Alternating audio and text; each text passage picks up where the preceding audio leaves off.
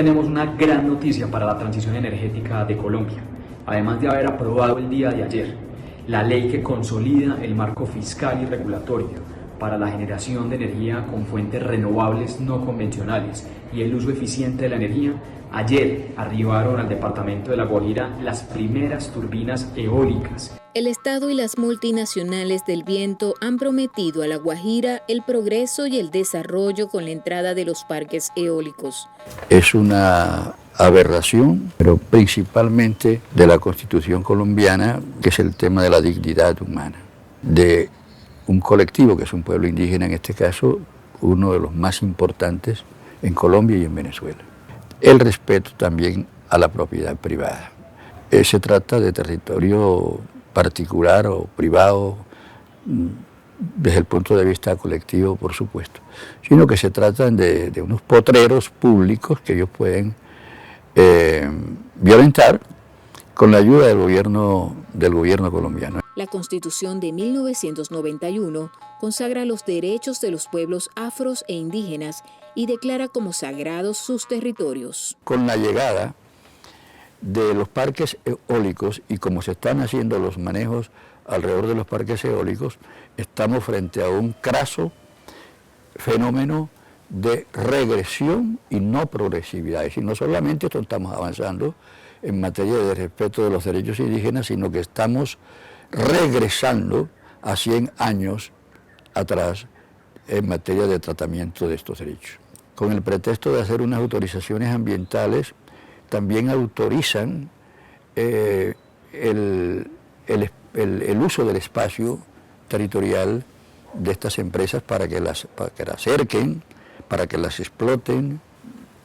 Diríamos el derecho ese que no se está respetando con algunas concesiones mínimas, una especie de regalitos sociales, de pequeños favores, de contratar un carrito o de donar unas cosas para que las mujeres indígenas hagan unas mochilas y las vendan. Ese tipo de espejitos que fueron la manera de manipular a los indígenas hace muchos años, pero que ahora es una especie de esclavitud moderna lo que está pasando aquí.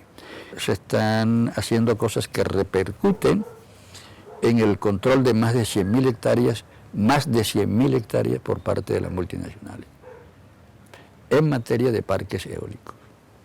Repito, independiente de que se te dañan las rutas del turismo, los espacios del turismo, lo mismo que las rutas y los espacios del comercio.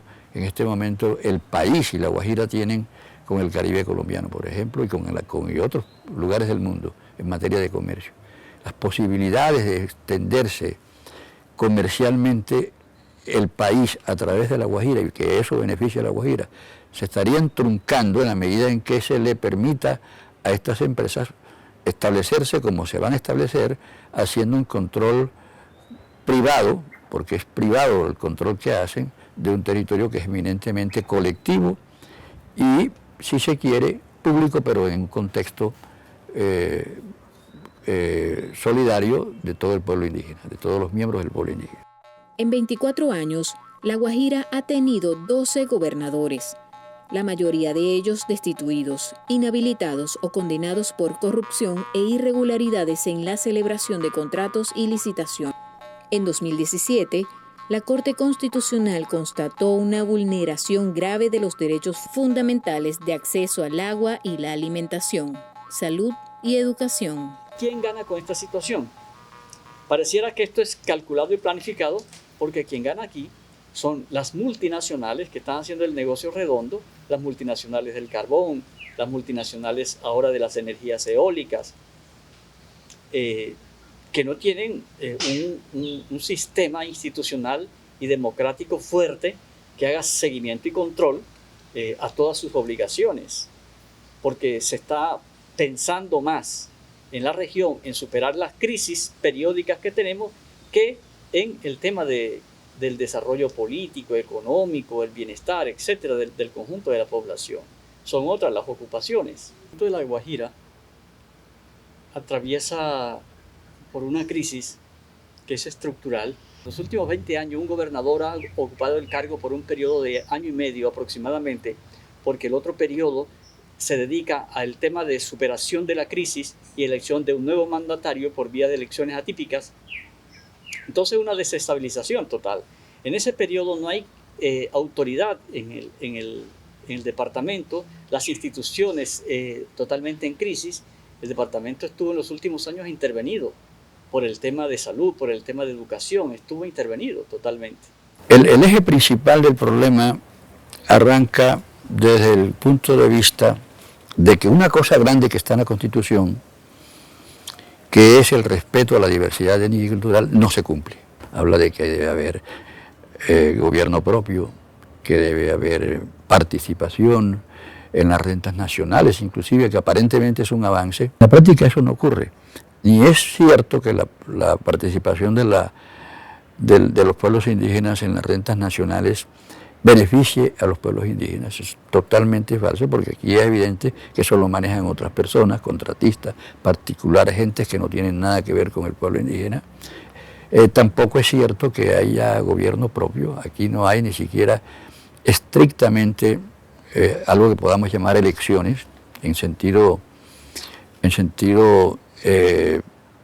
técnico, porque aquí lo que hay son yo diría que son unas estructuras económicas, financieras, que seleccionan a personas para que gobiernen un presupuesto en favor de familias, de 2 o 3 familias de aquí del departamento.